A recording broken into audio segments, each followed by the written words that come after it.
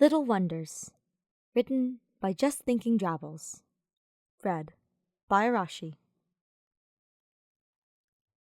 An irritated huff from the other side of the room caught Hubert's attention, and he looked up from the buttons of his vest, which he had been fiddling with, to follow the source of the sound. His eyes fell to his husband, Ferdinand, who was sitting at the vanity in their shared bedchamber, as he attempted, and failed, to put his hair into a braid. This was his third try, and, from the looks of things, he didn't seem to be getting any better at keeping it in place. Hubert smirked at the divine sight of him.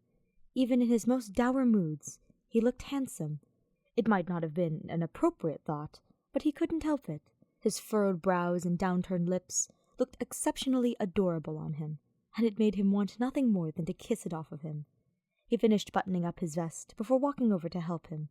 He chuckled to avoid startling Ferdinand as he placed his hands on his shoulders and bent beside his ear so that his soft-spoken words would not go unheard. "Would you like some help, Sunlight?" "Yes, please," Ferdinand acquiesced with a defeated sigh, and handed him the brush and navy-blue ribbon he had been using. Hubert set the ribbon on the vanity as he brought his fingers through the wavy strands of gold before him. Doing Ferdinand's hair was one of his favorite things, and he delighted in every time the opportunity arose. It was always soft to the touch, and smelled lovely as roses in full bloom. Not only that, but doing his hair gave him a chance to be nearer to Ferdinand, and he would never dream of passing up a chance like that.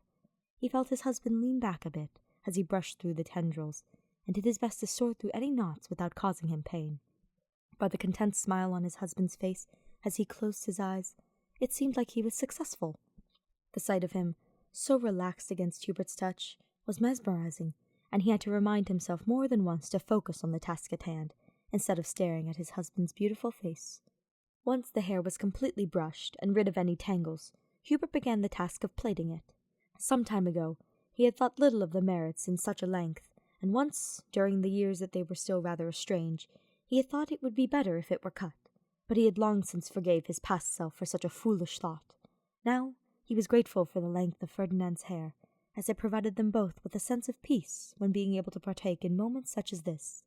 Even though he often woke up with hair in his face, he found that it was a small price to pay for the immense comfort and intimacy that it provided them. Once his hair was braided, Hubert grabbed the ribbon and tied it around Ferdinand's hair, then looped the braid over his shoulder and pressed a loving kiss to the top of his head. He relished in the heated blush that it brought to his husband's face. Oh, he was beautiful. Hubert could hardly tear his eyes away. "How does it look?" he asked. Ferdinand stood and gave him a loving smile, the kind that was so bright and blinding that it could only ever be attributed to him. He cupped Hubert's cheek in his palm, and he grabbed his wrist in return, feeling breathless at the warmth it brought to him. "As always, it is perfect, my love." "Thank you," he responded with a soft hum. "Pleased. Any time."